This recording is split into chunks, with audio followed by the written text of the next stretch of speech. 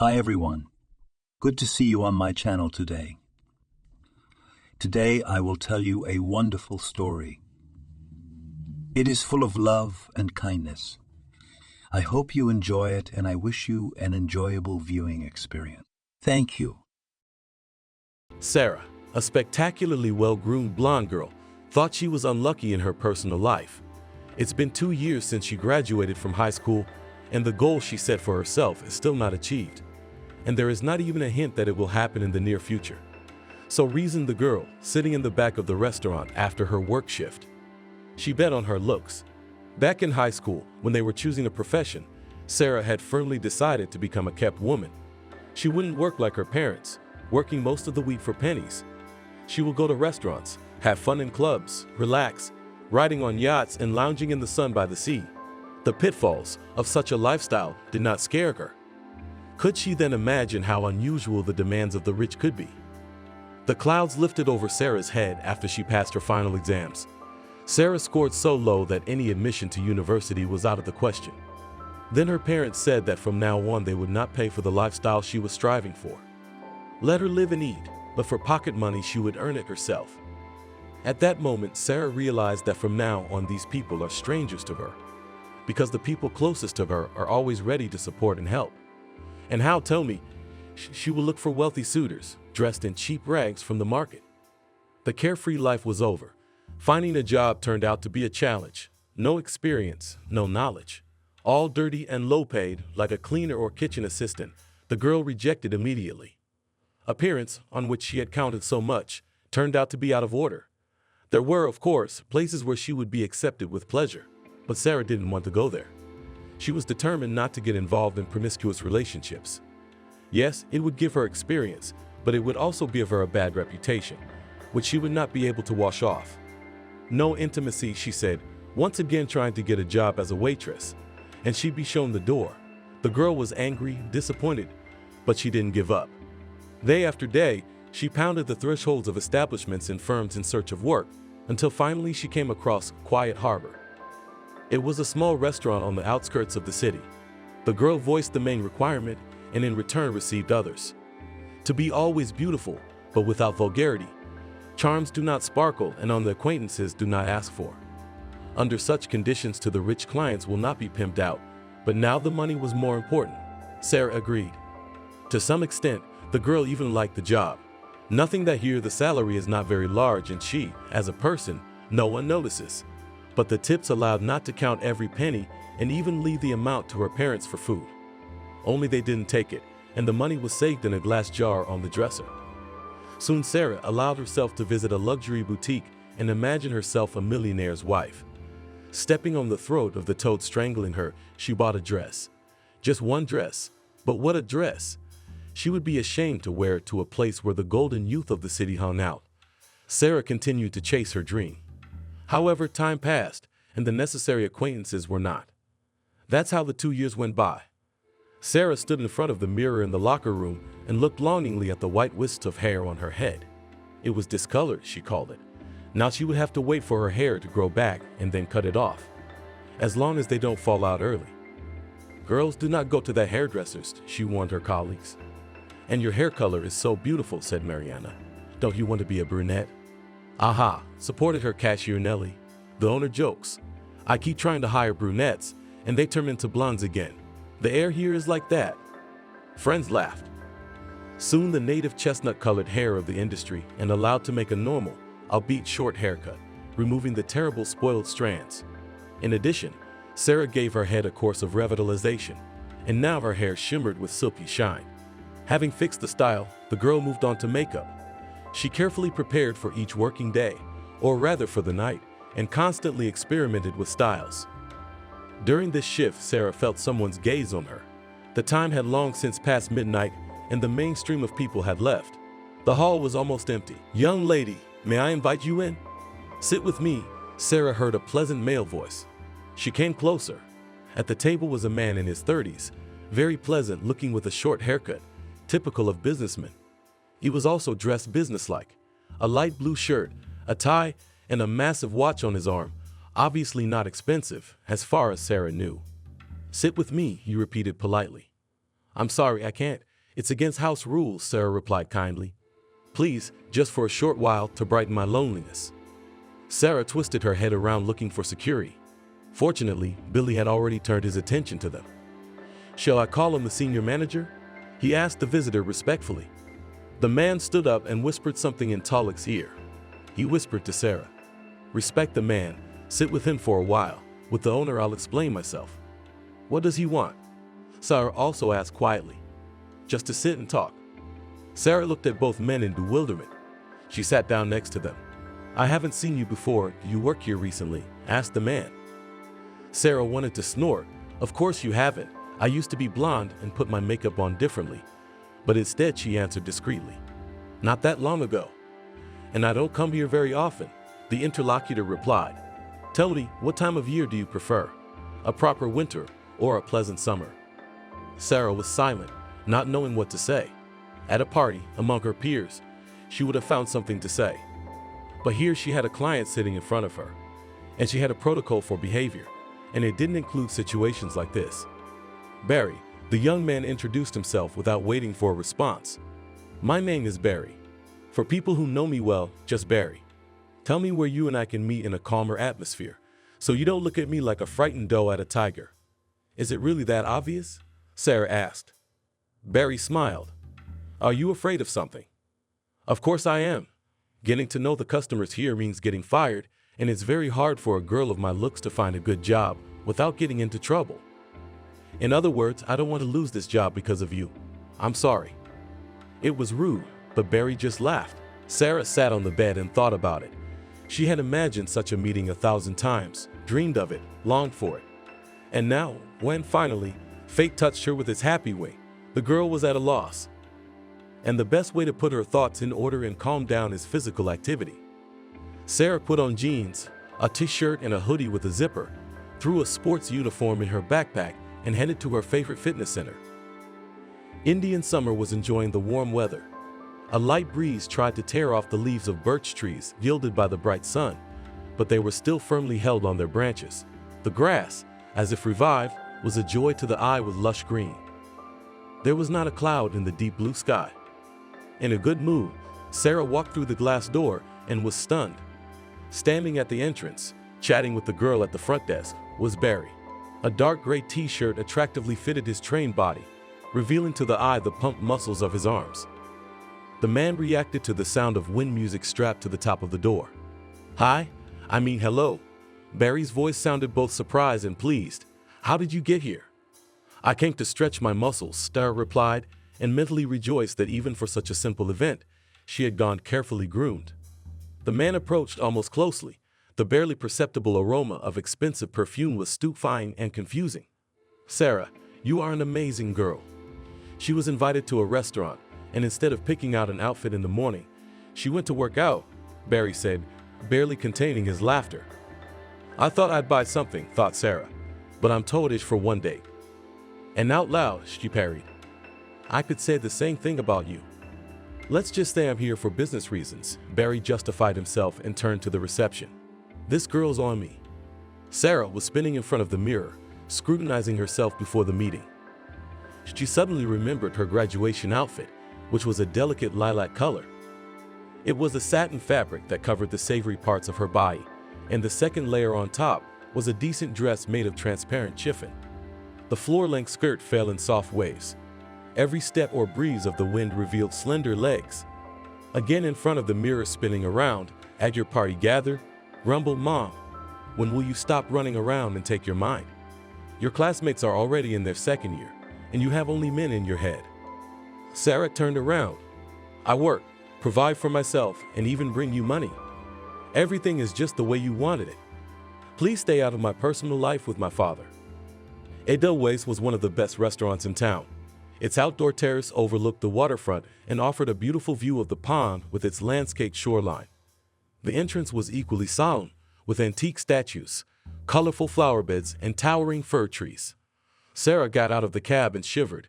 The evening chill had already descended on the city, and a chiffon dress was clearly inappropriate. Trying to imagine herself as a queen, Sarah walked lightly to the door. The doorman politely asked her last name and escorted her to a table. Barry was already waiting. "You look amazing," he greeted her, standing up to meet her. He took her by the hand, sat her down and moved her chair, then resumed his seat. A vase of fruit, a pitcher of juice, and 2 glasses stood on the white tablecloth on top of soft green napkins. Barry held out the menu. "Order." "It's up to you," Sarah replied. "Feel free to order whatever you want." "You know, Barry," Sarah was using the you again, "to be honest, it's the first time I've been in a place like this and I'm a little lost. Maybe you could order something for me." Barry shrugged his shoulders and began to clarify the girl's tastes. Then he called the waiter and placed the order. They talked about everything and nothing, weather, books, movies, but they carefully avoided the topic of each other's personal lives. Sarah didn't want to talk about herself and her failed life, about her poor parents, and in return she wouldn't ask Barry the same thing. "Come on, let's dance," the man suggested when the plates and bottle of wine brought by the waiter were empty. He stood up first, gallantly extended his hand to the girl and led her to the dancing part of the hall. They touched each other cautiously, keeping a respectful distance, but gradually Barry began to come closer, and now he almost pressed the girl against him. Sarah heard his excited breathing and realized that the dance had gone too far. She gently pulled away. "Barry, I think that's enough. Let's go back to the table." "What's wrong?" The man took Sarah's hand and didn't let her go anywhere.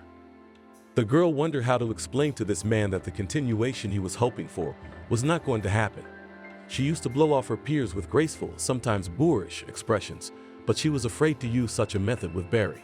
Still, if he continued to pester her, she would have to be more forceful. They stood in the middle of the dance hall, with couples circling around them. How silly, thought Sarah. "Barry, I'm sorry, I should probably go. I shouldn't have agreed to this date," she said disappointedly. "Why?" The man was puzzled. "You're too pushy. I'm not like that. I'm not like that."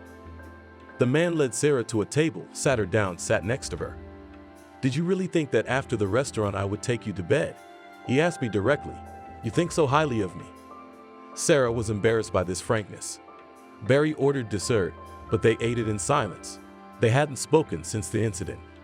Sarah mentally went over all the tricks she had used to seduce him, but with some sixth sense she realized that it was better not to experiment with Barry. They went out onto the terrace, but Sarah was not interested in beauty. Barry threw his jacket over her and put his arm around her shoulders. "You'll freeze," the girl said. "Not next to you," he replied quietly. The drunken wine was clouding the mind. Sarah wanted to cuddle up to that muscular body and warm herself in his arms. It was a miracle to keep from doing anything rash, and she realized it was time to end this date. Barry didn't object. He called a car and walked the girl to the exit. They exchanged phone numbers. Lastly, the man placed several large bills in the girl's hand. For a cab, he winked with a smile, ushering her into a car he owned with a private chauffeur. Surprisingly, he called again, and then again, and again. Barry's courtship had been very romantic, but as a sponsor he was revealing himself gradually. Gifts became more expensive, and the amount left for Sarah after a date became larger. She was always met at work by a car with a private chauffeur, flowers, and chocolates. One day he invited her to a big social event. Before that, he introduced her to a woman who began to teach Sarah the rules of social behavior. He took her to a boutique for the chosen few, where it's impossible to get in without dating. Sarah didn't even know there was such a place. Trying on outfits reminded her of a scene from the movie Pretty Woman, a dream come true. Sarah considered the going out as a kind of exam and tried hard not to let Barry down. She got a tremendous pleasure from this event. It is necessary to communicate with the cream of society. She waited anxiously to see if Barry would invite her again. If he did, her exam was a success, and he did. Now Sarah was worried that Barry drove her home each time without asking her to spend the night together. Had she been too rude to blow him off at the restaurant? But she was also afraid to offer herself first. Time flew quickly, and the first snow covered the ground. "Do you want to go somewhere warm?" Barry asked. "Anywhere in the world. I have a week's free time." They went to the sea. Sarah was nervous. She knew how this trip would end. He wouldn't take her home tonight. They rode on a yacht, went on excursions, and their table in the restaurant every day was filled with exotics and delicacies. The girl let Barry pull her closer and closer to him. Finally, he carried her to his bedroom. But in the midst of his caresses, Sarah suddenly became frightened. She shrank back against the headboard. "What's wrong?" Barry asked worriedly. You see, I don't know how to do anything. You're the first man I've ever been with." Barry froze, the amazement on his face changing to delight. He pressed the girl gently against him. "Don't worry," he whispered affectionately. "We'll make it work. My girl, my Sarah." They hadn't talked about their personal lives like this in a long time. Barry seemed to avoid the subject as much as the girl herself, and now he was taking her to meet the family. They drove out of the city and soon turned into a new, still under construction cottage village. Only very wealthy people could afford to buy a house here. This whole area, Barry said, as if giving a tour, was built and is still being built exclusively by our firm. There's a lot of work to be done. The village is growing. Soon it will reach the city. There are already stores, cafes, and even a private kindergarten and clinic.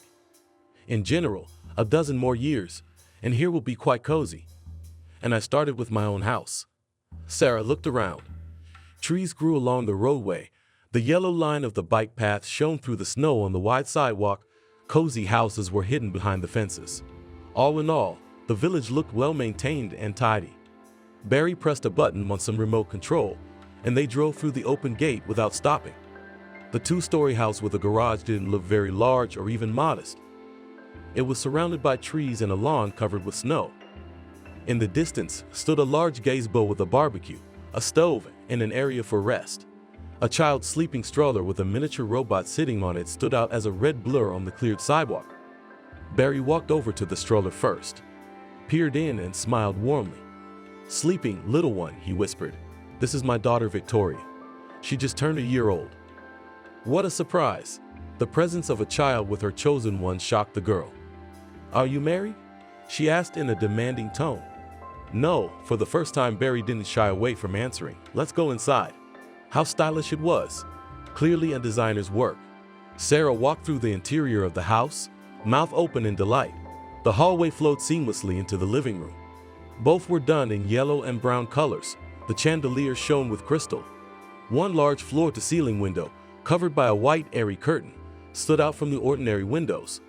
By its side stood a massive dark table with carved legs and upholstered chairs in yellow tones. "That's the dining area," Barry explained. "Over there, the kitchen, mostly for cooking." In the kitchen, a woman in her 40s was working at a long table in the center. Next to her lay a clipboard, which she glanced at from time to time. "Hello, Selena," Barry greeted her. She answered him with a nod of her head. "I'd like you to meet Sarah. Selena is my Victoria's nanny. She's been with her almost since she was born. And this here," he held up the clipboard, "is the video nanny. Have you seen the robot on the stroller? That's a camera. The picture and sound are transmitted here. Let's move on." "The fireplace," Sarah marveled. "Is it real?" "Yes, but I rarely light it. I've forgotten the last time." The delighted girl went to the fireplace. On the shelf above the hearth were a few knickknacks and a photograph in a simple wooden frame. Sarah involuntarily fixed her gaze on it. There Barry was cradling some girl in his arms. They were smiling happily. It seemed to Sarah that the girl looked just like her. The same cut of dark hair, the same cut of light brown eyes, and the same slightly elongated face. And even the features of this face seemed to look like Sarah's. "Who's that?" Sarah asked. "My wife," Barry answered. "You said you weren't married." "Not now." He walked over and put the picture down. "It's my past, and it's none of your business. Come on, I'll show you the house next." "Wait," Sarah suddenly became indignant. "So you're with me because I look like your wife?" Barry was silent, and that turned the girl on even more. "I thought you were interested in me, but I'm just a copy for you." She turned around proudly and walked towards the exit. "Sarah, wait." "Yes, you do look like her," Barry admitted. "If you don't like it, you can leave right now and we'll never meet again. But I like you too. You're amazing, you're gentle, you're pure. And so fragile." Sarah stopped.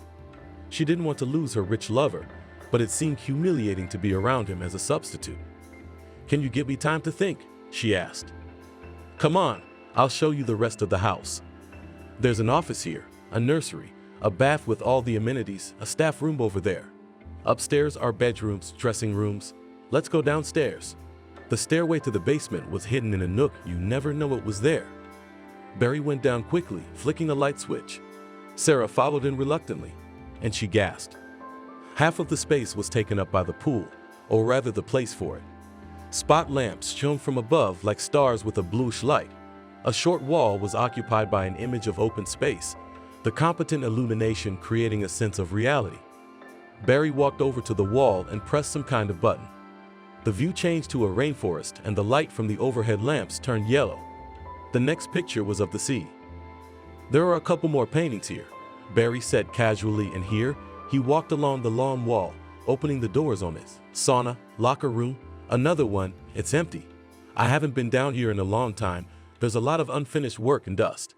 If you become the owner of this house, you can organize it as you like. There's also the roof, which is a mess, even though it was supposed to be a winter garden, but you can do what you want." "Do you want me to live here?" Sarah asked. "Listen carefully. I want a wife and my daughter a mother. I propose to you to make an agreement. I create a secure life for you, and you fulfill the specified duties, plus some other little things." "I don't get it. What do you want from me?" "I want a wife," Barry repeated patiently, "to fulfill my marital duty and to accompany me wherever a companion is required by status. I'll teach you how to behave, what to say. Other than that, you don't change your appearance or try to find out my past. And most importantly, you will be a good mother to Victoria." "I'm afraid I won't be a good mother. I've never dealt with children," Sarah said irritably. "You'll have time to adjust and learn. Selena will help. I want Victoria to be surrounded by a mother's warmth and care, to see you as a role model. If you have the desire and love for the girl, the rest will work out.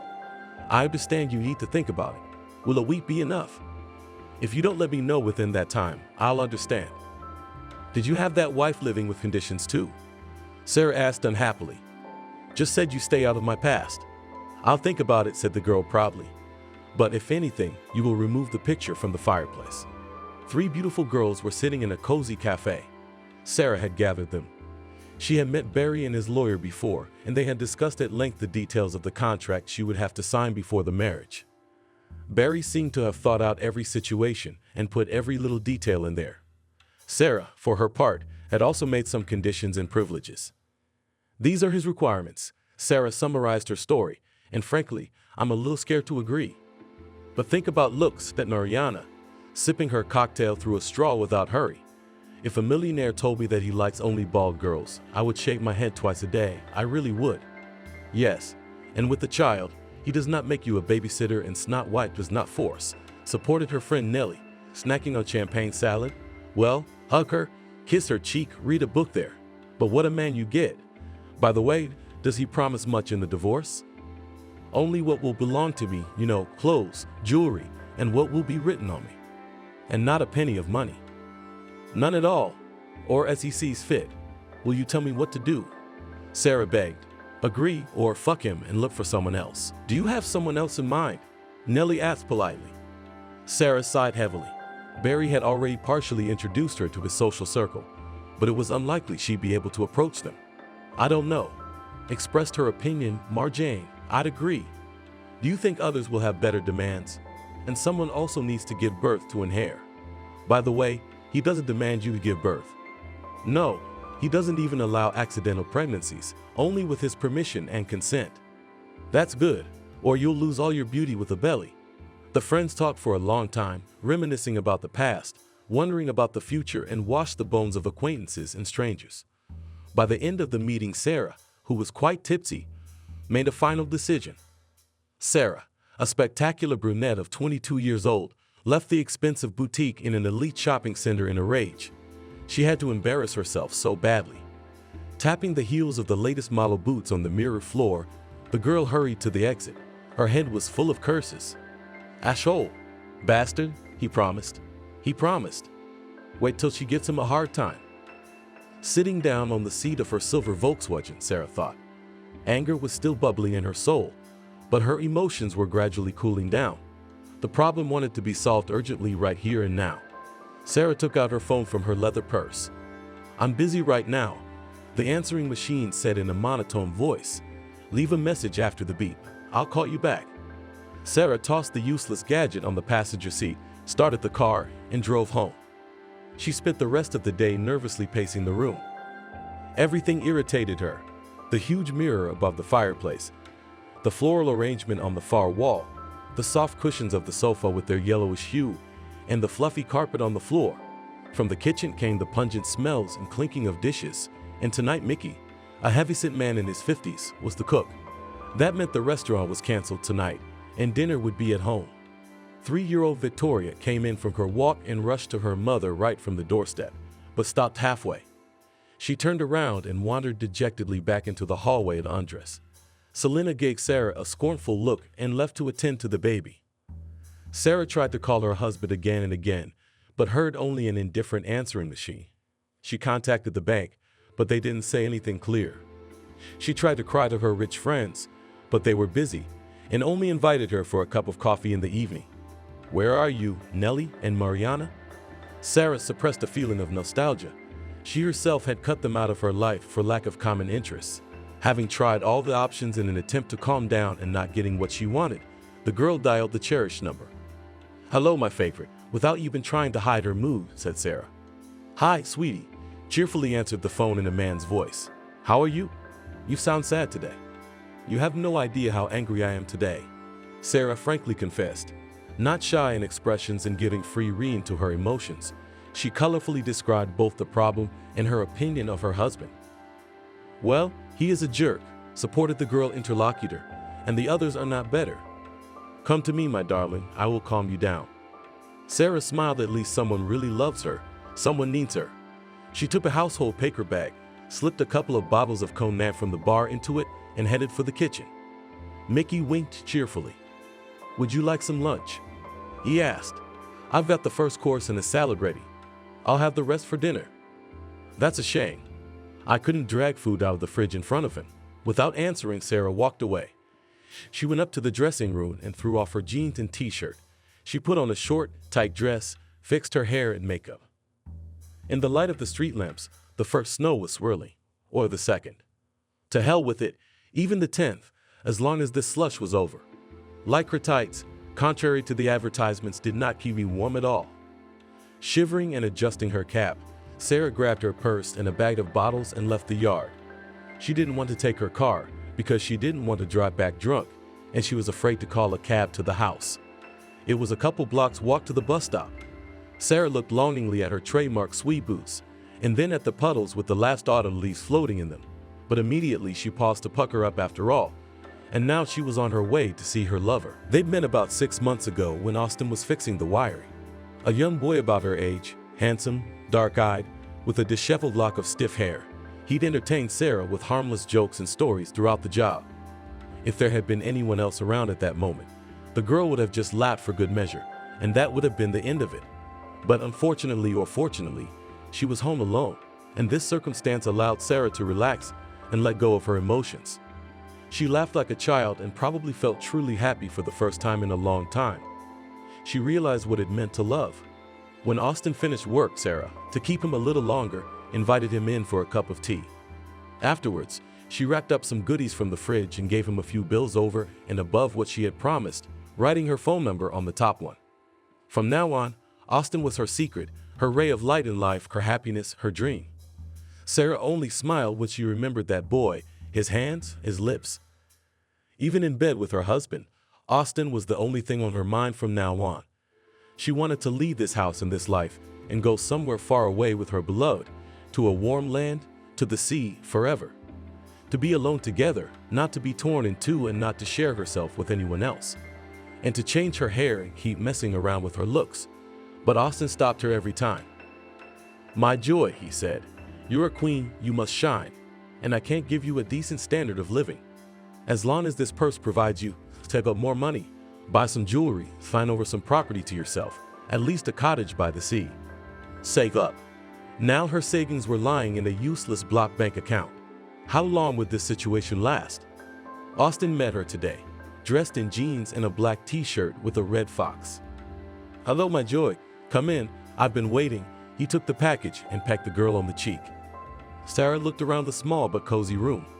The couch wasn't new, but it was decent enough, folding out into a double bed. The desk was littered with papers and books, and the desk lamp was on, indicating that the owner of the room had just been working. A small rug on the floor and matching curtains made the room look cozy. Sarah had rented this place for Austin almost immediately after they'd met, draining him out of his old, shabby, musty dorm room by the scruff of the neck. The kid was out of town. His hometown was about 400 kilometers away. Austin liked to talk about it. Here he was studying at some kind of advanced training course and at the same time managed to earn a part-time job. Soon his business trip would be over, and Austin planned to go home. The girl went into the kitchen. The pleasant smells of baked chicken and oranges whetted her appetite. The table was already partially set. A large plate with salad, sliced bread and fruit. Lit candles and a bottle of red wine added to the romance. Sarah's heart was warmed by such care. She smiled. "And I brought cognac. I like it drunk. If you knew, my favorite, how badly I feel now. Come, eat and tell me." Austin took the girl by the hand and led her to the table, as if to the altar. "That's the way it is, Austin," Sarah said sadly, lying in her lover's arms on the unfolded couch. "He's blocked all my cards and accounts, and I don't know what to think or do." "This is what I did wrong, what?"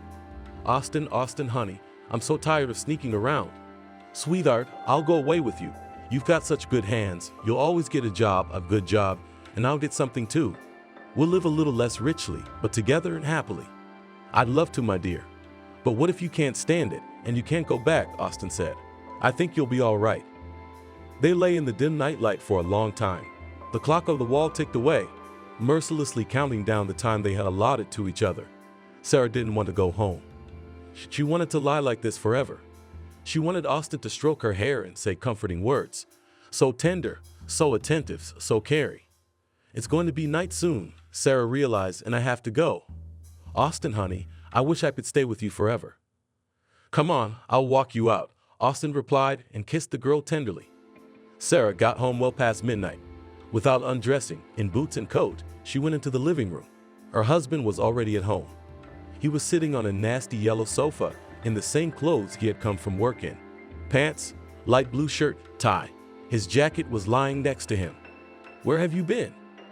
he asked Sarah tiredly, staring at the fireplace. "What do you care?" she snapped at him. "Where can I be when you've blocked all my cards?" Sarah was indignant, but no longer angry.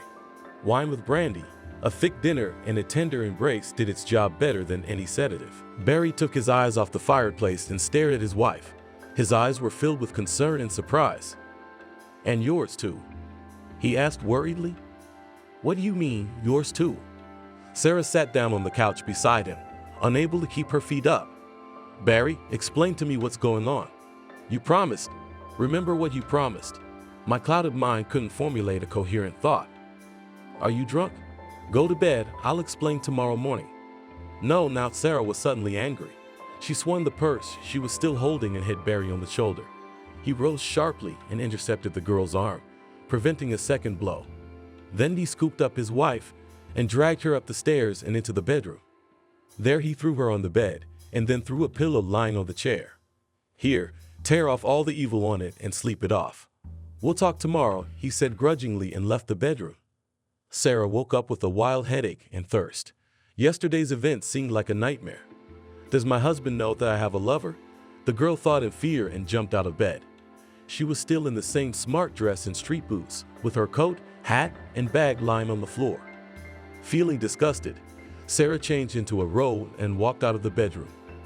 Carefully, she descended the stairs and, ignoring the bathroom, crossed the living room to the dining area. Her husband was eating breakfast. "Good morning," he said calmly, as if nothing had happened yesterday. "How are you feeling?" Sarah sat down at the massive dining room table and wrapped her arms around her head. "I think I overreacted yesterday," she said. "I can see why," Barry grinned wryly. "I called the bank today and found out everything. Anyway, the situation is this. We have a little problem at the firm. Well, small problems. They're solvable, but they take time. In the meantime, the bank has seized all our accounts. I never thought they'd do the same to you. But I guess they figured since you're my lawfully wedded wife, you and your husband should share the responsibility. I've asked him to unblock your card, but now you'll have a certain and not very large amount to spend. This is not my request, it is the bank's request. Please understand, a lot of things will have to be cut back now." "What are you going to do now?" The anger was building up, and Sarah started to raise her voice. "You can't do anything at all, can you? What does this have to do with me? I have nothing to do with this firm of yours. When you married me, when you signed that prenup, you gave me guarantees. It's not even profitable to divorce you now." "Did you want to?" Barry reacted sharply. Sarah froze, feeling a chill run up her body. A prickling thirst with a bitter taste was in her mouth. "Mickey, get some water," Sarah shouted in a commanding tone. "Mickey's a cook, not a servant," Barry shouted, stood up and poured water from a jug on the table into a glass. "Here, drink it, and don't think that if I don't say something I don't know about it. I told you, the difficulties are temporary. The accounts are frozen as a precaution, not because of bankruptcy. And eat something, maybe you'll start thinking." Barry slid a plate of vegetable garnish and finely chopped meat to the girl. As he walked away, he stopped and, without turning around, added, "I thought you and I would discuss expenses together under the circumstances, but I see that I will have to decide everything myself. From now on, we'll eat at home, whatever Mickey makes. Selena won't be coming in as much as she used to. Maybe it's for the best. You've stopped doing things with your daughter, and it's in our contract, remember. Victoria's all grown up now. She doesn't need to be watched every second. Oh, and by the way, the resort trip is canceled. I've already put our yacht and beach house up for sale." Yesterday, in her anger, she'd imagined and replayed in her head 100 times what she'd say to her husband. How embarrassed she felt in the boutique when she tried to pay with a block card. How ashamed she'd apologized and left her new collection under the slanted glances of the sales girls. Now the fear that her small but intimate secret would be revealed was icy shards fitting somewhere inside, paralyzing her will and thoughts. Was Austin right, and was she really afraid of losing her well-fed, secure life? After breakfast, Sarah went up to the dressing room. There, on the bottom shelf of the closet, her jewelry was stored in a safe. She opened one jewelry box, then the second, and dumped its contents on the floor. Raked everything off the shelves. Earrings, rings, bracelets, necklaces, chains, whatnot. Gold and silver set with precious stones, including diamonds. How much could all this wealth be worth? Thought Sarah. How long can one live on all this? She went through the jewelry again and again. Then she picked up her phone and began searching for similar items on the internet. She was interested in the prices. Here, in a pleasant silence, on a warm parquet, the girl spent several hours. She estimated, added up, calculated. The final sum inspired optimism and hope. Gathering the jewelry back and closing the safe, the girl went to one of the drawers with underwear. She opened it and stuck her hand to the far wall. There were $5,000 bills in thick wads. Sarah had realized from the beginning that she needed to have a financial safety cushion independent of her husband, and the only way she could provide it for herself was in the form of cash. For 2 years she had been saving up her savings, withdrawing from the amount she was given without her husband noticing. It was time to count the bills. In the morning there was a note on the empty dining room table. "Take a walk with your daughter. I'll be home late, hisses. Your husband, Barry." Sarah irritably squeezed the piece of paper into a ball and tossed it into the hamper. Missed. The girl sat down at the table and thought, I wonder what her husband is up to. Did he really have such serious problems at work, or was it just an excuse to limit her spending? Does he have the right to do that? I'll have to reread the prenup carefully. And did he really know something? Sarah was weighed down by the uncertainty, but going in first was guaranteed to be a burn. Delicious smells wafted from the kitchen, fueling an already demanding hunger. 3-year-old Victoria sat on a high stool at the long cutting table in the center. She was rolling some sausages out of the dough and laughing joyfully. "Oh, Mommy's here," the little girl exclaimed excitedly, unable to pronounce the words. She jumped up from her chair and hugged Sarah. She shuddered at the touch of the child's hands, soiled with dough and flour. She gently pulled the girl away from her. "Hi," Mickey said cheerfully. "Are you going to eat? Victoria and I are making pancakes." I'll feed Mommy," Victoria declared. "All right," Mickey said. "Here, take a pancake. Put it here on the plate, then take the cottage cheese and put it on top of the pancake. Wrap it up like this." The cook went back to the stove and Victoria climbed back onto the high stool and began to do the show manipulations. Sarah watched the girl's hands and satisfied face, her clothes and hair getting dirty. "Oh my goodness," she thought. "Do I have to wash it all up later?" The girl sat down on a chair nearby and immediately a small lump of cottage cheese flew into her face. Trying not to show her squeamishness, Sarah brushed it away with her hand and, overcoming the urge to slap the little girl's hands, smiled strangely. She couldn't afford to do the wrong thing. Mickey, Selena, and even the housekeeper who came in were tacit observers and reported to Barry everything that happened in the house in his absence. There wasn't even any need for cameras. But they never did that to Sarah. She was a stranger to them. "I'm going to go wash up and clean myself up, and you go on wrapping the pancakes," Sarah said and left. The situation did not suit the girl at all. If she was going to live with no money and housework, it was better to live with her lover. Sitting down on the edge of the bathtub, Sarah took out her phone and dialed the number dear to her heart. "Hello, my dear," the familiar voice warned her soul. "I'm a little busy right now, but a couple of minutes for you will be found. Talk to me." "I'll try to come to you tonight," Sarah said. "There's a situation, so I'll tell you all about it later." The day wasn't working out. Sarah couldn't bring herself to eat the pancakes that had been rolled up by the children's hands. She went to the refrigerator and was amazed at how different the contents were. Previously, there had been whole sticks of sausages and smoked meats, vacuum-packed slices, several kinds of cheeses and jars of caviar, exotic fruits.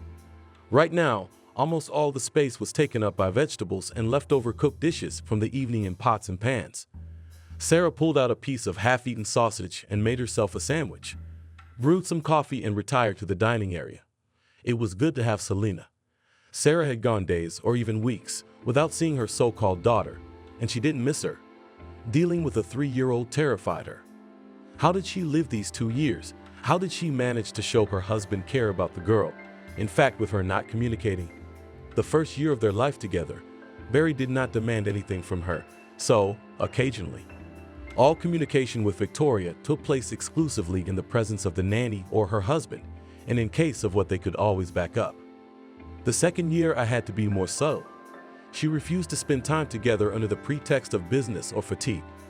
Turns out being a kept woman is a lot of work. The obligatory visit to the spa once a week to fix her hair and nails, to prepare herself for the next important meeting. Sarah deliberately stayed longer in the stores, ostensibly choosing a new dress and jewelry for the next outing, and to sit with friends or go to the club. She is also a human being and regressed. In total, almost 4 months were spent at resorts and traveling. In addition, Sarah pleased her husband well, and he did not interfere with questions. Again, she carved out hours to talk to Victoria when Selena or Barry were around. The latter was her favorite. That was her way out. She hadn't even considered the option of loving the girl. She didn't even like her husband very much, and how the relationship would develop further. She didn't think about it. "Mom, I'll eat with you." Victoria shouted and began to jump off the high chair. The chair shook and hit the floor with a terrible rumble. The little girl flew next, and there is no telling how she would have landed, but she was picked up in time by the strong arms of the cook. Sarah's heart froze for a split second, but then it started beating again as if nothing had happened. "Mom, are we going out tonight? Aunt Selena and I go to the park every day to feed the birds, and I rode a little horse. And you're going to tell me a story." What a bore, thought Sarah. I wish I'd put her in daycare so she wouldn't get in the way all day long. Daycare. "Mickey," she shouted, "why doesn't Victoria go to daycare?" "How come she doesn't?" The man looked out of the kitchen, surprised. "It's just that it's Sunday." Sunday, he and Barry would walk in the park or on the waterfront, making plans, discussing events. In the evening, they'd stop by Edelweiss, where their first awkward date had happened. They were sure to dance to the dancing candlelight and live music. They were served a dish burning with a bluish flame each time different. Also, Barry was sure to order her a song. It's so strange, Sarah thought, but once he was not my favorite, but still close to me. How suddenly everything had changed.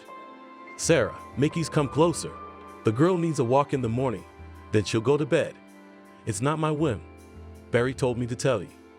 "Okay, I understand," hiding her irritation, Sarah replied. "Tell me, does she get dressed on her own, or does she need help?" "Come on, little squirrel," Mickey said. "Mommy wants to take you for a walk. Show her how you can dress yourself." Victoria shouted and ran into the nursery. No, this is not a child, but a punishment. Sarah came back from her walk furious. Why had she put on those thick-soled shoes? So she wouldn't feel bad walking through puddles in them. They're old, bought 3 months ago. They would last until spring, or rather, they would stay on the shelf, and then the new collection would be on sale, and she could throw them away with peace of mind. But how heavy they turned out to be. Victoria wouldn't let her stand still for a second, and she was always trying to run away. Sarah didn't just have to walk, she had to run. She had to jump. And now her legs were falling off. And the jacket? It's made of some special fabric with silver threads, and now it's splattered with mud.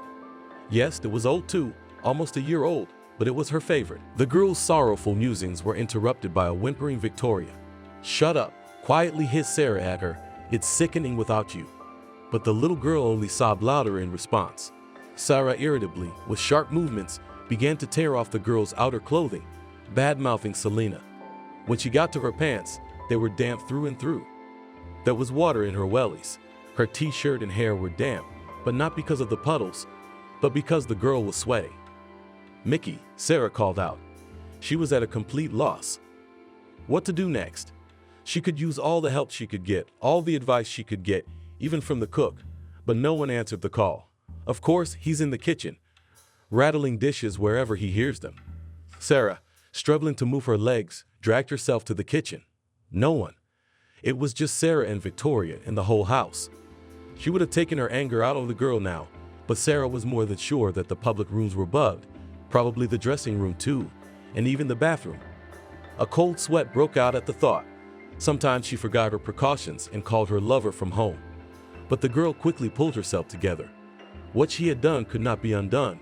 She had to think about what to do next. She undressed the girl completely and took her to take a warm bath. Victoria whimpered and resisted. "The hell with you," Sarah thought. "Let's go, let's get her dry, eat and go to bed." She sat the girl down at the baby table and went to get some clean clothes. When she returned, she saw that Victoria had fallen asleep with her head resting on her arms folded on the table. Sarah sighed heavily, picked up the baby and carried her into the nursery. She turned on the video baby monitor on her tablet. Now she had some free time to rest and recover. Sarah plopped down on the yellow hotel couch and opened the messages sent to her. Her friends were making plans for tomorrow. Replying to nothing, Sarah disconnected her phone and wondered, should she tell them what had happened? Would they give good advice? Or, on the contrary, would they tell her husband about her doubts, and then Yurka would get to her in no time? No, I don't think so. Let them hear about it from other sources. Let them think that she endures all the hardships of life, confirming her love for her husband. Sarah. Mickey interrupted her musings. These damp clothes have to be taken from the hall to the washing machine. The maid won't be here until next Saturday. It's not like she's going to be here for a week. Sarah reluctantly scraped herself off the couch. On the one hand, she was annoyed at the cook's command. On the other, she needed someone to help her. Arguing with such a man would be costly, so she would diplomatically tolerate him for now. Then she would complain to her husband. Sarah looked at the pile of damp children's clothes lying in the hallway, picked up the pants with 2 fingers and carried them into the bathroom. On the way, the soiled panties fell out of them. Sarah almost threw up. Oh shit, it dawned on the girl, I didn't even put this little brat on the potty after the walk. Uh-oh. She threw off her dirty clothes and rushed to the bathroom. Sarah ate lunch in the kitchen. She didn't have the energy to drag the plates to the dining room table. Picking at last night's salad with her fork, she wondered how she could sneak off to Austin's tonight.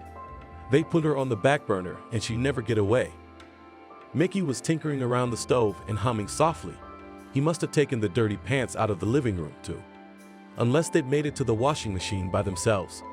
Mickey, overpowering herself, the girl turned to the cook. Would you mind sitting with Victoria tonight? Just for a couple of hours? I'm going crazy with her. I need to get away from her. I want to go to a club. I'll pay you. Go have some fun, the man replied. I understand that it's hard to get used to it. Victoria woke up cranky. In vain, Sarah tried to put her on the potty, dress her or take her to the kitchen. The baby responded to any touch with a loud bellow. Exhausted, Sarah sat down in the high chair. She covered her head with her hands and monotonously repeated, changing from a whisper to a scream. Shut up, shut up, shut up. The remnants of her mind were sounding an alarm from somewhere far away. The cameras were here. But right now, Sarah didn't care. She rushed out of the room, closed the door so she wouldn't hear the child's bellowing, and dialed the babysitter's number. Salima, hello. Can you come over? What's wrong, Sarah? I'm out of town right now, she answered. Victoria, she's sitting there howling. I don't know how to calm her down, Sarah said irritably. Try petting her, hugging her, comforting her. She's very fond of affection and kind treatment. Like all children, Nanny replied. Talk to her, She is a human being, not a doll. Selena, Sarah pleaded, hearing the deafening roar even through the closed door. Please come, I'll pay you. I have money. How much do you want? Sarah, if I wanted to, I couldn't leave my business and come here today. I've been asked to babysit another child. I can give you the number of an agency, see if they have any babysitters available. But I have to let Barry know. Notifying her husband and admitting her failure was the last thing Sarah wanted to do. She was still hoping to salvage her arrangement. On the other hand, why? Everything's falling apart, and what's left of it has to be saved. It's time to get off this sinking Titanic. How long does Austin have left? 3 weeks? It's decided she's going with him. She'll take the money she's saved up so Barry can't take it away, just to get through the 3 weeks without showing you've got a penny to your name. All the jewelry was hers by contract. The phone rang, the nanny sent the number as promised. Sarah looked into the bedroom. The girl was no longer crying. She was lying on the bed, sobbing slightly audibly and hiccuping. Finally, calm down, thought Sarah, but she could not overpower herself and come to the girl. She opened the application of the bank to see how much money was left for her expenses. $100,000 a month. $100,000. What a pittance. What can you buy with that money? Thinking some more, Sarah dialed the number of the agency. At the very least, she could say that Selena had advised her. And after all, who was the mistress of the house? She didn't even notice Mickey appearing next to her. After checking to see if everything was all right, the man looked into the girl's room. He went to the crib, touched the baby's forehead, and splashed his hands. Sarah, get the water and vinegar, quickly. The girl froze in bewilderment. She wasn't going to follow orders. Then Mickey dashed into the kitchen, brought a dish of stinking water, and began to wipe the girl, muttering something under his breath. Sarah sat down on the yellow couch and ticked off the minutes until the new nanny arrived. Mickey paced back and forth, ignoring her. He realized it was no use. Finally, the long-awaited doorbell rang. She's here, thought Sarah, and ran to open the door. The nanny had indeed arrived, and with her a man with a suitcase in his hands. The Red Cross on the luggage and the ambulance standing next to it clearly indicated his profession. No dog? The doctor asked and unceremoniously headed toward the house. With a shrug of her shoulders, Sarah invited the nanny in as well. She spent the rest of the day in her room, leaving the sick girl in the care of the servants. It's your own fault, the girl muttered. You shouldn't have made a nanny out of me. Barry disappeared at work all week. One night, though, Sarah went downstairs for a drink of water and found her husband asleep on the sofa in the living room. He hadn't even undressed. The girl stayed away from Victoria. She knew that her husband would not leave his favorite daughter unattended, and she was right. Selena came back. Meanwhile, during the day, Sarah was slaving away. Without the boutiques, spas, and restaurants, she was like a drug addict without a dose. She tried to take a walk in the shopping center, but it became quite bad. To walk in such an institution without money only traumatized her soul. She had managed to spend her limit in 3 days, even though she was saving a lot. So she thought. Sarah decided not to touch the hidden untouchable reserve. It would still come in handy. In the evening, she'd go to Austin's. Sometimes she managed to sneak a little food for him, but now the meals were ordinary, no delicacies. Sarah complained endlessly to her lover about her unbearable life. Austin, I'm counting the days until you and I leave, and they just keep getting longer and longer. I'm going crazy. The young man consoled and gave advice, but at times it seemed to her that Austin was completely indifferent to her state of mind, referring to the preparation for exams. Searching for more money, Sarah slowly began to rummage through her husband's rooms and clothes. Wrinkling her nose, she shoved the $1,000 bills back in. The change wouldn't even be enough to go to a cafe. On Austin's advice, she looked for papers that might be of some value. Then Austin said they could be sold back to her husband. That's how she came across the prenuptial agreement that had been tossed on the shelf. She flopped down on the bed and began to scrutinize the lines. The girl was looking for at least some clue on which it would be possible to sue for money or property in a divorce. And on one of the clauses, she broke into a cold sweat. According to the agreement, when the marriage was dissolved, Sarah would keep all of her belongings, no matter how valuable they were. Jewelry, clothes, even the Volkswagen she could keep, but only on one condition, the most important condition Barry had set for her. She had to fulfill her maternal duties to Victoria. Shit, damn it, how could I not have noticed before? How I forgot. Sarah was indignant. Even if she took the jewelry with her now, Barry could argue it in court, and Sarah had no doubt that he would definitely come for what was his and would not give a penny for nothing. What was 400 kilometers to him when more than 30 million was at stake? And she had a plan. For the last 2 weeks, she would show herself a good mother and do it in front of acquaintances and strangers, wherever after they could confirm her words. On the one hand, she realized the absurdity of the idea, but on the other, it was at least a chance, a straw she was trying to grasp. Selena and Mickey were surprised at the change in Sarah's attitude toward Victoria, but they remained delicately silent. The girl read stories to the baby and played toys with her exclusively in the nursery, under the watchful eye of the baby monitor. She donated a $5,000 bill from her stash for entertainment on walks and buying treats. Sarah demonstrated her love for Victoria in front of everyone she knew, friends, neighbors, parents at daycare. Her well-honed skill of quick introductions and life experience helped her to organize entire performances in crowded places. They ended with 5 or 6 new phone numbers on the list. But if anyone knew how much effort Sarah made not to give away her true feelings, how much nerve it cost her every time she went for a walk. Restless, not too active 3-year-old Victoria did not sit still for a minute. She was always running and falling somewhere, hiding and getting lost, climbing on various slides and trying to jump off. And she was always laughing. And she also asked her mother backpack to take everywhere with her favorite soft toy. It was a bunny about 30 centimeters high, white, with pink ears and paws, dressed in a blue turtleneck. She and Barry had bought it somewhere in Europe. On walks, Victoria took her pet out of her backpack, slacked it on damp benches and dirty roundabouts, dipped it in a glass of juice, and shoved it under the noses of small dogs walking peacefully on a leash. Too bad we can't put a collar and leash on her too, Sarah thought. Did you enjoy the walk? Every time Selena, whom the girl had deliberately not taken with her, asked. Yes, shouted Victoria. It was so much fun with Mom. An exhausted Sarah, having given the baby to Selena, went to the bathtub to clean the white coat of the hair and console herself with the fact that soon everything would be over. In her spare time, she was working on an escape plan. It would seem easier to throw things into a suitcase and leave proudly. No one would not forbid or stop. But for some reason, Sarah was afraid that Barry or his guards would start shaking the luggage and find cash, and there was a good amount of about 25 million. Besides, she didn't want her escape to be discovered at once, so she slowly, so as not to arouse suspicion, began to transport the most necessary things to Boston.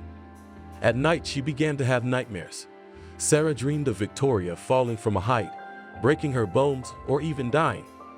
She was being interrogated by her husband's security detail with special scrutiny. How she misses the train and, panting, runs after it, while the bag on wheels bounces funny on the sleepers.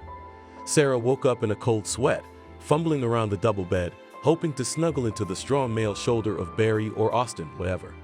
When she couldn't find anyone, she'd get up and go to the dressing room to go through her riches. It calmed her down. And in the morning, she would start all over again, socializing with Victoria, the contrived friendliness and slanted glances of the servants. But time does not stand still, and now the long-awaited day X is very close. Having sacrificed another $5,000, Sarah bought a travel bag. The day before the escape, she carefully filled it. She put some things on the bottom, then stacks of banknotes, and covered it with things again. She sneaked into the garage, trying not to get caught by the surveillance cameras, and went to the train station. There she put the bag in the luggage room. Her hands were trembling slightly, and her heart was ready to jump out of her chest. Tomorrow, everything would happen. The night was particularly painful in terms of dreams. Rolling around on the bed, Sarah waited for morning. She went down to the bathroom to clean herself up. "Mommy," she heard a happy voice say. What a pestilence, she can't sleep, Sarah thought, and answered aloud. "Hi, baby, how are you?" Victoria began to chirp something, but Sarah was not interested. "Where's Selena?" she asked Mickey, who was at the stove. And why wasn't Victoria at daycare? It was the nanny's job to get the girl ready in the morning.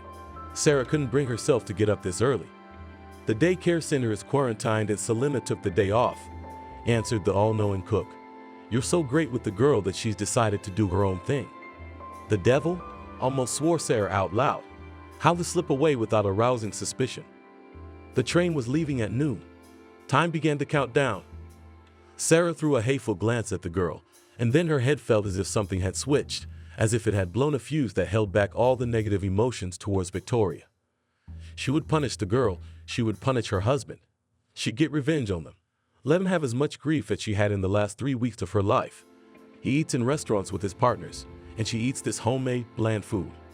Trying not to show her excitement, Sarah went to the bathroom, and from there she shouted, "Victoria, sit down to eat and let's go for a walk. Maybe you shouldn't go out today." Mickey asked worriedly. "There's a blizzard coming through the window." "It's not far, we'll go to the local cafe," said Sarah. "Then don't take the car," Mickey advised, but the girl just waved it away. The youth's backpack, a la Saklov, was ready to take an important load. Sarah realized at the last moment that it was better to leave the boxes in the safe. Why? She couldn't explain it herself. Pulling several heavy freezer bags from the kitchen, Sarah carefully filled them with jewelry and stacked them in her backpack. She lined the perimeter with corrugated cardboard for rigidity and protection.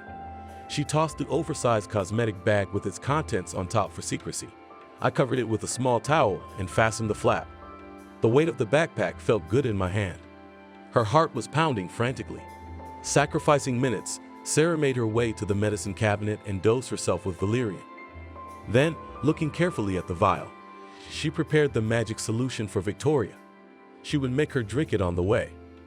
The girl glanced at her watch. Time. The usually spree Victoria took forever this time to rummage around in the hallway. Sarah could barely contain her impatience, dragging her to the car. She put her in the infant seat in the backseat, strapped her in. She tossed her in Victorine's 2 backpacks next to her. She held out a bottle with a couple sips of liquid splashing at the bottom. "Here, drink it. It's magic water. The fairies made it." The little girl obediently drank, then grabbed her backpack and hugged it. Sarah drove the car out of the yard. The weather was indeed abominable. Gusty winds tossed hard snowflakes into the windshield by the handfuls. The windshield wipers, turned on full blast, had no time to clear the view. White snow flew up in jagged clumps, worsening the already poor visibility. Sarah stepped on the gas, and the car skidded slightly. You can't accelerate in these conditions. The girl twisted the steering wheel like a madwoman, trying to keep the Volkswagen on the road. Thankfully, it was the outskirts, and there were no people willing to walk in such weather. Then it will be 5 kilometers on the highway to the city, then through the city. I've got to make it. 2 hours to spare. Standing at the intersection on the main road, Sarah watched the cars as if to emerge from the snow shroud, crawling past and again hidden in the thick veil. It was difficult to cut into this flow. The girl pressed the gas and turned the steering wheel. It seemed to fit, and even without problems. She drove the car, trying not to lose sight of the red lights ahead. Victoria was squirming and sniffling in the back. Whatever, she should be asleep soon, as long as the dosage wasn't too high. Sarah didn't want the girl to die, if only because she knew Barry's reaction with 100% certainty. There are all sorts of people in his security detail, including badasses capable of following any order. The girl was thinking so hard that she didn't notice the stopped light on the car in front of her. She swore and sharply pressed the brake, but the car only wiggled backwards, not wanting to stop. To avoid a collision, Sarah twisted the steering wheel toward the curb. The VW spun and plowed into a snowdrift. The compacted snow quickly damped the low speed, preventing the car from flipping over or going into the ditch. Sarah opened the door and quietly howled. Her car was stuck up to its belly. No way to get out. The city was just around the corner, and if she ran, she could take public transportation to the train station. Sarah crawled out of the car and found herself knee-deep in snow. The cold wind, as if resenting her, immediately threw a batch of piercing ice flakes in her face. They burned her face with a sharp pain. The frost crept under her stable coat and into her felt gloves. Covering her eyes with her hand, Sarah stumbled and fell to the back door. "Mommy, why are we going?" asked a knave Victoria, drumming her feet impatiently on the seat. "Why don't we leave her here?" Sarah had a funny thought. Someone will stop and pick her up. They wouldn't leave the car in a snowdrift for long. Another gust threw ice flakes into the cabin, and they seemed to reach the girl. "Mommy?" Victoria whimpered and pulled her arms around Sarah. The feelings came in a new wave. "No, they'll find you too soon," she muttered and unbuckled the straps. What hatred compelled her to carry such a load?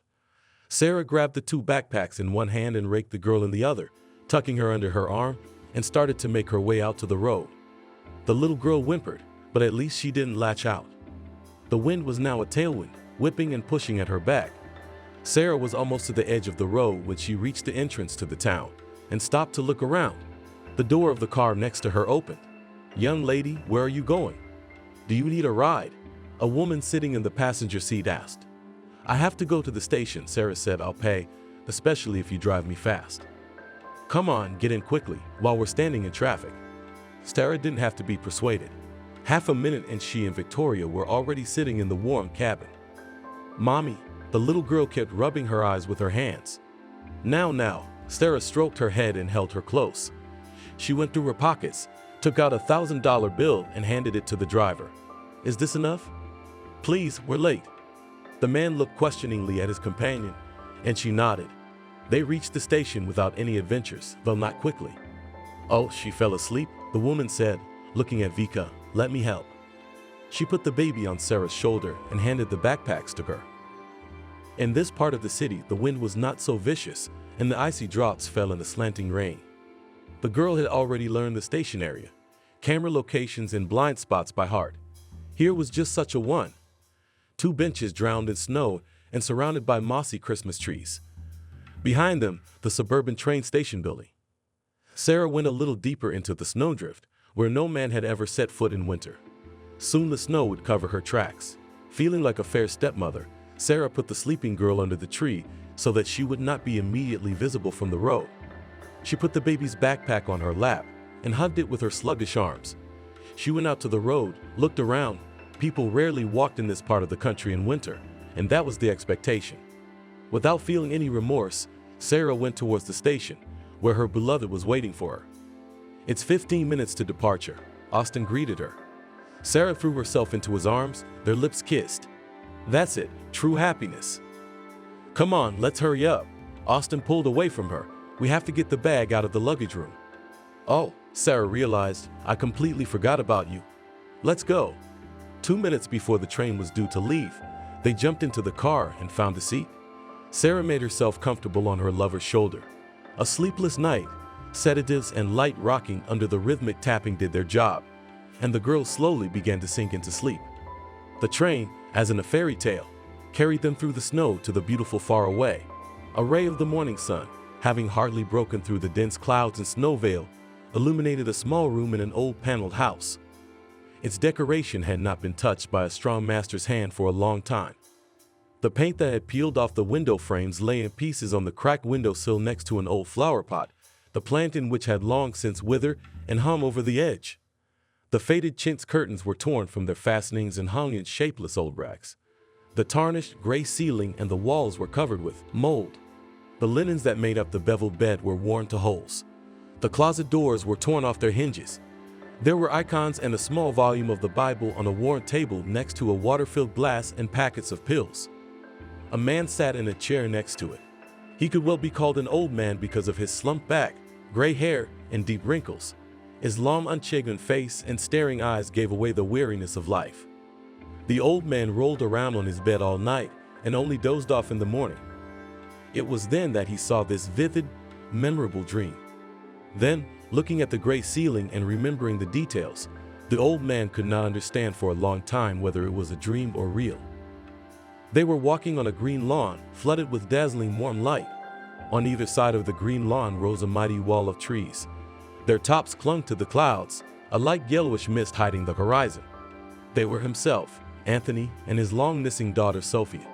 Here she was a very young girl of about 16, ghostly in a white airy dress. "Daughter, when will you finally invite your father to your house?" asked the old man. "Wait, Daddy, it's not time yet," she replied, laughing. "Then at least tell me how you live, because we haven't seen each other for a long time." "I'm very happy, Papa, really. I feel so good." "Are you embarrassed to be an old man? Or maybe someone doesn't let you. So you tell me, I'll come and sort it out." Sophia laughed back. Then suddenly she got serious and wagged her finger. "Don't you dare, Daddy, you hear me? I told you it's too early for you to come to me, but I need your help." He was about to ask about everything, but the annoying buzzing of the Neger's perforator destroyed this little paradise. "So what kind of help do you need, my daughter?" The old man said, stroking the icons. He came home from the hospital 2 weeks ago after suffering a heart attack. All this time, he wondered why he'd been dragged out. He was so tired of the hopeless loneliness and hardly touched the medication he was given. Sleep seemed to bring him back to life. The old man took out a couple of pills in the palm of his hand and drank them with water. The house was near the train station. The incessant clattering of the wheels had become a familiar background sound. Sometimes, when heavy trains passed by, the house shook and the dishes rattled. The tenants didn't stay here for long. They were looking for more comfortable conditions. Left alone, Anthony thought of changing the two-room apartment for something cheaper. But the thought that his daughter would come back one day and find strangers stopped him. After paying for the apartment, the rest of his pension was enough for a very modest life. We should go and see Betty today, Anthony thought. Betty, a brisk saleswoman, had become good friends with the old man, and she used to give him the expired goods she had prepared to throw away. Anthony warmly recalled how timidly, afraid to offend, she did it the first time. But soon such delicacies as sausage, cheese, cottage cheese began to appear in his refrigerator. And is 2 or 3 days overdue? It could be a week. It doesn't smell, and there's no mold. And even if there is, you peel it off, and there you go, a good product again. After a quick breakfast, Anthony went outside. The weather was, as they call it, unpleasant. Slowly moving with the support of a cane, the old man went to the streetcar stop. "Hey, Grandpa, someone called him halfway. Are you going to the streetcars?" "So they're stopped. There's some kind of accident." Anthony thanked him and sighed heavily. But once he'd gone out, he couldn't go back. He could take the bus, but the stop was somewhere else. How his feet had brought him to this deserted part of the station, he did not realize. He just wondered. He stopped to look at the winter beauty of the Christmas trees. Under one of them lay a large blue bag. No way, what terrorists have left, thought Anthony. But should he be afraid of such things? He crept along the lightly trampled path and gasped. Under the tree slept a small child, a girl, judging by the clothes, and a funny backpack. "Oh, how did you get here?" Anthony said, trying to pull the girl out of the snow. "Come on, get up. They're probably looking for you." "Hey, nice man." He turned to some kid. "Please help me carry the girl to the station." Here, sit down next to the radiator." "Thank you." Wailing, the old man shook off his find. When the snow melts, the girl will get wet. He touched her cheeks and her hands were icy. He warmed her palms with his breath. He took off his boots, cleaned them thoroughly and put them on the radiator, followed by warm socks. "No, I don't think my feet are too cold yet. What the hell happened?" Anthony began to look around. The crowd was going about its business. People were waddling or running, shouting or sitting quietly, staring at their phones. No one cared about grandfather and granddaughter. Let them warm themselves. The station is common. It's not a pity.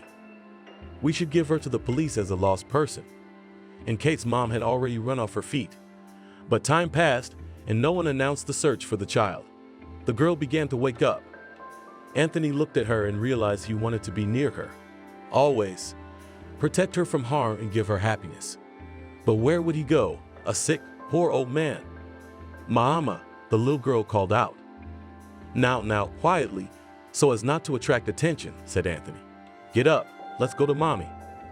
He put on the girl's socks and boots warm on the radiator, and they left the station. In the fresh frosty air, the girl finally woke up and walked beside in a sprint. That's his dragonfly, thought Anthony with kindness. Eye and eye is needed. His Sophia at that age was the same. And not only at that age. The old man left the girl in the room and went to the kitchen. "There is milk and cereal. We can boil porridge." He was absorbed in the process and thinking. Meanwhile, the room was silent, a suspicious silence for an active little child. Trying not to bang his cane too hard, Anthony cautiously peered into the room. What he saw stunned him. The small patch of old shabby room looked like an illustration from an Aladdin book. A girl sat in the center, surrounded by glittering piles of jewels. Every now and then she took out of them a ring shimmering with different colors, or a chain glittering with gold, and tried it on herself, sniffing with eagerness. The sight of the scattering of precious metal and stones made Anthony's legs weak and breathless. He realized there was a fortune here, and more than one. "Is Mama here?" the girl asked carelessly. Barry was finishing his report when there was a knock on his office door. The visitor was Harry, an old Army friend, formerly a GRU officer, now the firm's head of security, but more of an agent at large. "We found her," he said. "Bring her to my house." "Both of them," Barry ordered after hearing the report. Harry nodded and headed for the door. "Harry," Barry called out to him, snapping his fingers for attention, "take Selena with you." He waited until the door closed and walked over to the window. The foul wind had died down, and sporadic friendly snowflakes swirled in the air. The traffic congestion caused by the inclement weather would soon end. Most likely, the customers would arrive on time. In these 3 weeks, he had fallen completely out of life, trying to keep the firm afloat with his partner. Everything but the main problem ceased to exist for him. Sometimes he didn't realize whether it was morning or evening, and he only went home to tidy up and change his clothes. He'd pick up Mickey's carefully prepared containers of food to eat in between. But now, thanks to their efforts, the ripples beneath their feet were firm again. Anthony hobbled to the endlessly rattling sound of the doorbell. "Mommy, Bunny!" Jumping on the broken bed and clapping her hands, Victoria shouted joyfully. 3 people entered the apartment. A woman, to whom the girl immediately rushed with an exclamation, Nanny Selena, and 2 men with army dressing. The latter unceremoniously went to inspect the room. Anthony looked longingly at the scene. He realized that sooner or later he would have to part with Victoria, but the girl had been found by her loved ones, and that was the main thing. The old man went to the closet and pulled out 2 bags of jewelry on the table. "Here," he said, "this was in her backpack." Harry walked into the room where Celine was dressing the girl and whistled. "Where did this come from?" he asked, nodding at the bags. "I took them from my mom when I was in the car with her," Victoria said. "I took them to try on, and I put my bunny in her purse. This is going to be a surprise for someone." Harry laughed heartily. "Come on, grandfather, you're coming with us." "What do you need me for?"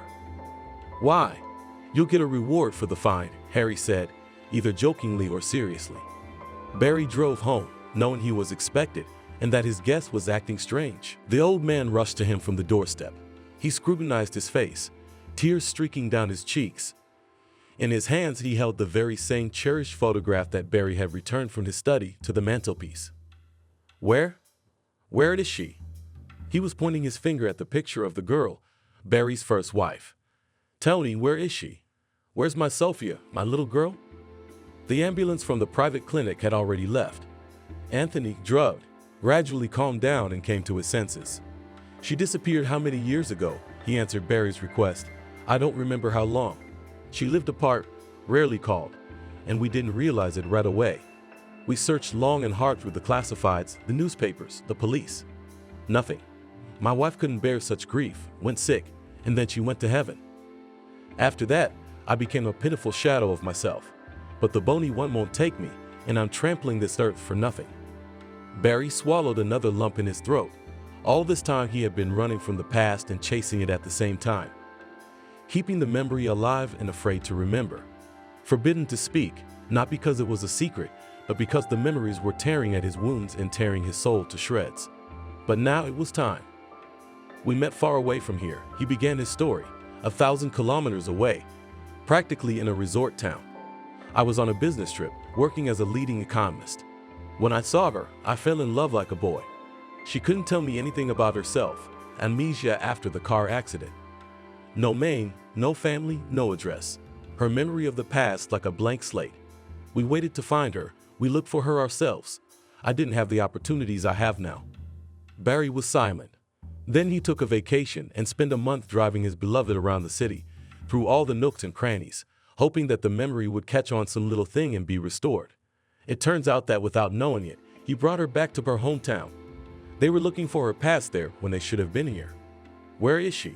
the old man asked in a colorless voice. "We lived with her for 4 happy years," Barry continued, feeling the urge to talk, to get the pain out of himself. "Everything I have now. Money, a house, I owe it all to her." He moved over to the old man on the couch and took his hand. His pulse seems to have evened out, and the truth can and should be told. "Be strong, father. She's no longer with us. She left this world during childbirth. The trauma of the accident had taken its toll." They were silent. All of them. Mickey, Selena, Harry. It was as if they wanted to honor a girl they didn't even know. The silence was interrupted by Victoria. She flew out of the nursery and screamed with joy. "Daddy, look what a bunny I drew. When Mom will bring it to me?" "I'm bored." "Is that her daughter?" Anthony asked in a trembling voice. "Yes," Barry answered briefly. "Can I give her a hug?"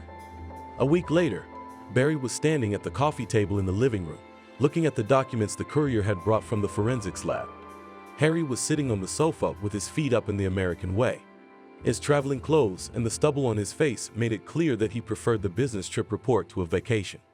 On the floor was a small sports bag in which the special agent had taken the payoff. "Well, what is it?" Harry asked in an indifferent tone. "A coincidence in the family lines," answered Barry. "He is indeed her grandfather." "What have you got?" He took the weighty folder from his buddy's hands and sat down in the chair. Lots of seals, signatures of witnesses, notary, lawyer, and Sarah herself. The girl had fully accepted Barry's terms and hadn't made a single correction. The final divorce after 3 months was now a mere formality. "Wow," Barry marveled. "You're insulting me, Chief," Harry said carelessly. "If I take on something, I do it. I'm afraid to ask how you did it. I could tell you that no one was physically hurt, but you wouldn't believe me." "And how much was it?" Barry asked. "Well, we gave her back the money we had taken from the luggage locker at the train station." Harry began to recount in an indifferent tone, added the value of the Volkswagen and her jewelry, taking into account the wear and tear. "What wear and tear?" Barry interrupted in surprise. 30%, Harry spelled it out. "You won't be able to sell them for full price." "I won't be able to," Barry grinned ironically. "I can't, and not just for the full amount. This jewelry has even gone up in value lately. You have to be warned about such things, Chief." Harry's sly look and sly smile had no hint of regret. "Where was I?" "Oh yes, you owed me for gas, 2 visits to the cafe, and the gazelle." "What gazelle?" Barry was surprised again. "Well, your madam demanded to return all her clothes, and they didn't fit in any car, not even in our fishing SUV. Can you imagine? We had to hire a gazelle. Where she's gonna cram it all in now, I can't imagine." "And she didn't ask for anything more than that?" Barry didn't expect to get off so lightly. Harry suddenly changed the subject. "Do you remember the hair your little girl left this one? I said I'd buy it for a fabulous price, as if it were studded with diamonds. It's gone. She threw it away. Well, I'm sorry, beautiful, then you're out of luck. Don't worry, Chief. The money she has now will last her the rest of her life. With proper savings, of course. By the way, I've got a surprise." Harry pulled a familiar hair out of his bag, carefully wrapped in a sealed bag that was tied with twine. "Wow," Barry marveled. "You said, where from?" "I hired every bum in town. It took me 5 hours to find it. Can you believe it?" Barry laughed and began to untie the rope. Harry shouted, jumping up from the couch. Don't untie it. It needs to be clean first." "I got it," Barry replied and put the toy aside. "I'm done," Harry summarized. He stood up, pulling on his sweater in a military fashion. "Permission to go." "Bye," Barry replied. Left alone, he picked up the bag hair and thought. The toy was dirty, torn in places. Nothing that wouldn't be cleaned up at the dry cleaners would remain as battle scars. And Selena would then come up with a whole story about how the courageous hare got home to his favorite mistress. Life was getting better. The business suffered, but not lost. Now it will not give the previous income, but the rest is enough for a decent standard of living. With many of the property had to part with, but Barry was not sorry. He was ready to sell the house as well, but he didn't have to. The house. Every inch of it reminded him of her and their 4 years together. He dreamed of building a palace for his beloved, but she wouldn't stand by. It was she who supervised the workers and the construction, checked the estimates, and she was the one who furnished the entire house. I didn't get it all done. It was with her support that he found the strength to quit his job and plunge into the world of business. What did the doctor say? With those injuries, especially to the brain, she should have died at the crash site. It was like she was living on borrowed time, like she hadn't done her duty on this earth, and she could die any minute. The doctor said. She knew, she accepted it, and she learned to live with it. Maybe it's time for him to accept reality. Who was he trying to deceive by bringing Sarah in with the expectation that she'd be a worthy replacement? Himself or fate? I wonder, if it weren't for the firm, how long would Sarah have lived with him? At a certain point, her appetites became too big for her to handle, and Barry had to take money out of the business. Victoria may have to grow up without her mom, but it's better than what he was trying to slip her. Barry didn't worry about his daughter's future. There would always be people close to her who would support her in any situation. Selena. She had grown fond of the girl during this time, agreed to be called grandmother and to stay here. And she and Barry's views on parenting were surprisingly similar. Anthony, or Grandpa, his eyes brightened, his back straightened, and he grew wings. And Mickey, even though he's a walk-in, he's got a thing for the little girl. Together they'll manage. The man went to the mantelpiece and picked up the photograph. "Please forgive me," he whispered, looking at his beloved's happy face. "I made a mistake. I promise it won't happen again. And you please keep an eye on our daughter from up there, from heaven."